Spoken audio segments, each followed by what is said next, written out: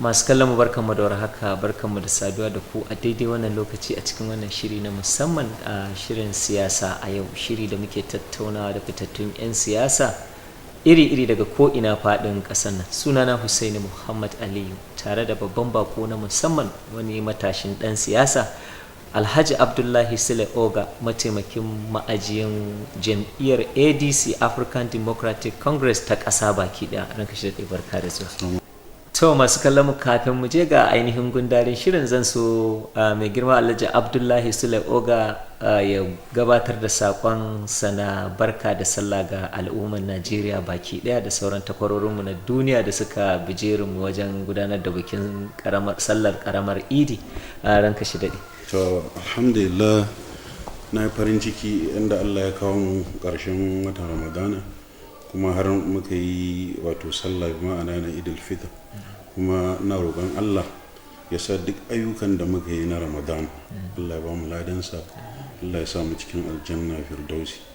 Kuma ina so in yi amfani da wannan dama in kira ga 'yan uwanmu musulmai su sani cewa babu politics a addinin musulunci. Akwai shugabanci a addinin musulunci amma babu politics a addinin musulunci, ma'ana babu siyasa, ma'ana babu siyasa a addinin musulunci. Saboda haka ina so kada mu taɓa yadda mutane 'yan siyasa zo suna mana maganan addini a cikin harkan siyasa. Za ka ji wasu wayanda ba musulmi ba suna cewa idan musulmi ya zama shugaban ƙasa za a islamizing Najeriya, za a hana yin kiristanci. Duk wannan maganan ƙarya ne na 'yan siyasa ne, kada ku yi amfani da wannan magana, duk ƙarere ne. Sannan kuma za ka ga su musulman ma ana ce musu ai idan Kirista ya zama shugaban ƙasa za a yi christianizing Najeriya. Duk wannan ƙarya ne, wannan abu ne wanda ba zai taɓa yiwa ba a Najeriya. Saboda haka kawai mu yi watsi da wannan maganan banza ne. Mu rinka zaɓen mutane waɗanda za su kawo mana sauƙin rayuwa kuma su cire mu daga cikin halin da muke ciki. Na gode. Zan so in san menene ya jawo ra'ayinka ka tsinci kanka a siyasa? To alhamdulillah, to da farko dai kaman yadda ka sani, shi siyasa abu ne wanda kusan kowa yana da shi a jikinsa. To amma ni tun da na taso ina shekara 14, mahaifina yakan aike ni in je in saya masa jarida. To haka yake mun kullum, in karɓo masa jarida a kan nan. To har na zo sai in rinka duba headlines na jaridun, ma'ana kanin labarin sai in rinka duba. To sai har na zo ina tasowa, har na zo na saba, ko da mahaifina ya yi tafiya ban da kuɗin sayan jarida, amma zan je wajen da ake sai da jaridun sai in duba kanin labaran gaba ki. To a haka na fara har izo ga lokacin da na zo na shiga jami'a, sai na zo nake yin irin siyasan makarantu dinnan da ake cewa SVG, har muka zo harkar NANS da sauransu. To a shekara 2006, that is 2006, shekarar 2006, a Lagos a Sule a Motion Center, sai aka yi wani taro wanda sai aka naɗa ni national chairman na Nigerian Youth Coalition for Change. To inda na fara siyasa kenan fully. Da suka naɗa ni wannan abin, lokacin kuma shi grand patron din shine Professor Kwat Utomi. To a lokacin ina zuwa Lagos ina ɗan yin harkan siyasa da sauransu, har izo ga lokacin da na zo na tafi ƙasar Misra na je karatu. By 2011, 2011. Da na je na yi karatu sai na dawo bayan an gama zaben 2015, wanda ya kawo shugaban kasa Buhari kan kujera, shugaban kasa Muhammadu Buhari. To bayan na dawo sai na ci gaba da harkar siyasa. Sai akwai matasa da suka taso suna magana akan cewa ya kamata a rage shekaru da 'yan takara. To shikenan sai suka jawo na ciki, sai na kasance a cikinsu, not too young to run kenan. Muka yi ta gwagwarmaya hakan nan, har akwai ɗaya daga cikinsu ana kiran shi Adamu Garba, mutumin Adamawa, da ya fito shi ma yana takara a ƙarƙashin wannan not too young to run din, saboda shekaran shi 35 ne. Kaga kuma kundin tsarin Najeriya ce sai ya kai shekara 40. To sai muka yi ta gwagwarmaya akan a rage zuwa 35 din. To har ya zo ga aka yi nasara a kai. kuma shi janar Muhammadu Buhari Allah ya mishi albarka ya sa hannu a wannan abu. To amma sai na zo na yi resign a matsayina na campaign DG din shi Adamu Garba din, saboda murabus kenan. Ne murabus saboda wasu matsaloli da suka shawo kaina haka nan. To kuma sai aka naɗa ni abin nan champion na red card movement a Nasarawa State. Ni nake jagoran red card movement wanda wata minista na da tsohuwar minista na education da ita ce take jagoran al'amarin haka. To ni ne nake coordinating a Nasarawa State, sannan kuma yanzu sai Allah ya sa aka naɗa ni abin nan mataimakin ma'aji na African Democratic Congress ADC na ƙasa baki ɗaya. Kaga yadda tsinci kai na siyasa kenan. Gaskiya ne. Masu kallon mu da fatan kuna biye da mu cikin wannan shiri kun kuma ji tarihinsa, ko in ce tarihin siyasarsa a takaice, kuma mai kunshe da ababen ban sha'awa. To ranka shi daɗe, menene burinka a siyasance? Kana da wani buri na tsaya takara, ko kuma a'a ka tsaye da ɗan takara tasiri ne? Gaskiya ba da buri a yanzu na tsayawa takara. To amma ni burina a kullum shine yanayin da matasa babu aikin yi, mutane suke shan wahala. To sai na zo na ne tunani na ce idan fa mutum bai tashi tsayawa, to wannan abin zai zo ya shafe ka kai karan kanka da 'ya'yan da zaka zo ka aifa da sauransu. Saboda in ka ga yanayin yadda abubuwa suke tafiya, dukkan mu ba wanda ya tsira. Yaro ne yanzu admission a jami'a sai ka san wani, in ya gama aikin da zai samu sai ka san wani. To idan muka zauna muka ce wai sai ka san wani ɗin nan, to ba ƙaramin illa ba ne zai mana, saboda gashi mu yanzu muna ta fama, ƴaƴanmu za su zo su yi ta fama.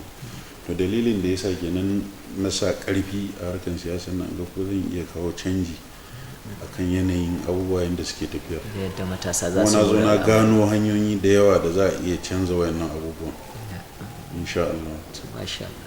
To Allah ya taimake mu. Masu kallon mu da fatan kuna biye da mu cikin wannan shiri mai kayatarwa, tare da wannan ba za mu ce matashi ba, fitaccen dan siyasa, tunda ya fara daga sama ne. To ranka shi daɗe, akwai jam'iyyar APC da take mulkin Najeriya a yanzu, kuma ga dukkanin alamu tana taka nata kalar rawar ganin. Yaya kake ganin naka jam'iyyar idan har Allah ya sa al'ummar ƙasar nan suka ba da dama ta kafa gwamnati, shin za ku iya fafatawa a fagen siyasan ku taɓuka abin da kuke ganin jam'iyyar APC sun bar su a matsayin gurabe da za ku yi gyara? Haka ne. Kaga da farko abin da ya kamata mutanen Najeriya su gane shine yanayin yadda APC da PDP suke tafiyar da gwamnatinsu, yanayi ne wanda yanzu baya tasiri a duniya. Suna kokarin su, shi Muhammadu Buhari yana kokarin shi, iya kokarin shi, mutumin kirki ne. To amma akwai abin da ake kira system of governance, wanda PDP suka yi irin shi ne shi ma yazo yake yi, irin salon da yadda ake gwamnatin mulki. Yawwa, akwai abin da ake kira bi ma'ana security defined world order. To wannan system of government din da yana amfani can baya, amma yanzu ya daina amfani. Bi ma'ana za ka tafiyar da harkar gwamnatinka ne ta hanyar tsaro, ka gani? To da ya yi amfani sosai, saboda mukan je Liberia, mu je Sierra Leone, mu kawo zaman lafiya, su kuma su tallafa mana wajen abin nan tattalin arziki da sauransu. To wannan shi ne ake kira security defined world order na system of governance. To amma yanzu baya tasiri. Yanzu abin da yake tasiri shine supply chain defined world order. Ita kowace ƙasa take ƙoƙarin yanzu. Kaga kamar yanzu ka duba za ga Dubai ita ce ta amfani da ita, kaga ta samu nasara. China ita take amfani da shi. Wannan salo ke. Wannan salon zaka gudanar da gwamnati ta harkar kasuwanci. Kawai zaka mai da ƙasanka ƙasa ce ta kasuwanci, zaka buɗe borders ɗinka a rinka saya da saidawa. Kuma Najeriya gari ne, Najeriya ƙasa ce wanda yanayin yanda Allah ya gina wannan ƙasa, ya gina ta ne yanayin yadda kasuwa yake. Bi ma'ana kaga in ka duba riba Niger da riba Benue, waje ne wanda turawan da suka zo na mallaka suka yi amfani da su ma kasuwanci suke. ka gani sukan ɗauki kaya su koko su gyada da sauransu su palm oil duk su fita da shi ta river Niger da Benue din. To amma yau in ka duba za ga da PDP da APC babu wanda ya damu da a yi dredging din wannan ruwan na river Benue da river Niger. Kuma kogi da kake gani sun yi forming confluence a wajen. Kogi zai iya zama fiye da Lagos in dai za a bunƙasa harkar kasuwanci a Najeriya. Kogi da kake gani a shekaru ɗan kaɗan wallahi zai fi Lagos. To amma duk manyan mu ba sa duba wannan wajen saboda yanayin shugabancin da suka ɗauka irin wanda na gaya maka wanda ya gabata shi suka gada kuma shi suka iya. To shi yasa lokacin da muke maganan matasa din nan muka ce to tunda matasan mu Allah ya musu basira sun iya harkan kasuwanci, zaka ga matasa da yawa yanzu rashin samun aiki yasa sun zama entrepreneurs, sun san yanayin yadda ake harkan kasuwanci da sauransu. Shine muka ce to a bar matasa mu su gwada yin wannan abun su ka gani. To kuma shi ADC din nan party ne wanda in ka duba tun lokacin da aka kafa shi mutane ne wanda suka san harkan kasuwanci. Shi wanda ya fara tsaya takara a fatin nan Professor Pat Utomi, din Najeriya an sani ba wanda ya kai shi sanin economy, ma'ana tattalin arziki ba wanda ya kai shi sani. Ya fi kowa sanin wannan a Najeriya kuma kowa sani. Shi Muhammadu Buhari ma ya sani. Shi yasa da mutane suke tunanin ko me yawan Muhammadu Buhari zai bashi abin nan cikin gwamnatinsa. To amma har yau mutane suna mamakin da bai gayyato shi ba. To saboda haka ne kaga ADC din nan in ka duba manifesto ɗinsu za ka ga manifesto ne mai kyau. Yanayin yadda suke so manufansu, yanayin yadda suke so su tafiyar da harkar gwamnatinsu daban ne da yanayin yadda PDP da APC take yi. To ka ji magana ke. Idan na fahimce ka akwai abubuwa da ka tattaɓo su wanda har ila yau kenan akwai kalubale akan talakan Najeriya ya san tukunama wani irin jagoranci ya kamata a yi masa, ya san idan an jagorance shi to menene zai don. Idan ka lura akasarin mutane yanzu duk wanda ka taba shi menene nasarar da wannan gwamnati ta zaka ji ya ce maka ta yi nasara a fagen tsaro. To kenan har yanzu dai an yi kitso da kwarkwata, akwai sauran tafiya a gaba. To ubangiji Allah ya datar da mu. Amin. To duk da cewa gwamnati ta amince da cewa masu ƙananun shekaru su zo su fafata a fagen siyasar Najeriya, tun daga kan shugaban ƙasa har zuwa kan kansila wato wakilan gundumomi a Najeriya. To wani kira za ka yi ga matasa don su tsinci kansu a matsayin mutane cikakku da za a iya ba su wannan dama kuma a su zama sun iya taka rawar gani? Kaga su matasa kiran da zan yi da su shine su natsu kuma su sa kansa a harkar siyasa, kamar yadda shi yan rufayi gwamnan Kaduna ya faɗa lokacin da muke fafatawa da maganin matasan nan, ya ce matasan su shiga siyasan tukunna, kada kawai su zauna a gefe kawai suna surutai. To kaga yanzu ni ma ina kira ga matasa su shiga siyasan. Idan suka shiga siyasan suka gane yanayin yadda abubuwa suke, to zai fi musu sauki wajen samun su ma su je matsayin da suke so su tafi. Saboda shi harkan siyasa abu ne wanda sai ka fara daga ƙasa sannan ka tafi sama, bayan da za a kawai ka toho daga sama yana wahala. Sai dai idan wani ɗan siyasan ne ma ya ɗauko ka ya kawo ka sama. To saboda haka ya kamata su shiga harkan siyasa, kuma harkan shaye-shaye da wani harkan abubuwa da babu kyau, especially crimes da sauransu, ya kamata a ce su ajiye wannan a gefe. Saboda yanayin da ƙasar ne ke ciki mu ne muka fi cutuwa, kuma ya zama wajibi su gyara halayensu, mu gyara halayenmu ga baki ɗaya, mu zo mu san abin da za mu yi a gyara ƙasar nan, shine kawai alheri a garin. Wannan shi ne gaskiya. To masu kallon mu da fatan kun gamsu da wannan ɗan takaitaccen tattaunawa namu da mai girma Alhaji Abdullahi Sule Ogah, mataimakin ma'ajin jam'iyyar ADC ta ƙasa baki ɗaya. Da fatan insha Allahu ranka daɗe za ka sake amsa gayyatar mu nan da wani ɗan lokaci kaɗan domin sake tattauna a wasu abubuwa da suka shafi siyasa da matasa a Najeriya, kasancewar abin a buɗe ike kamar a faifai a fanninka, babu wani abin da baka sani ba, domin matasa da al'umma baki ɗaya su karu da wannan ziyara taka.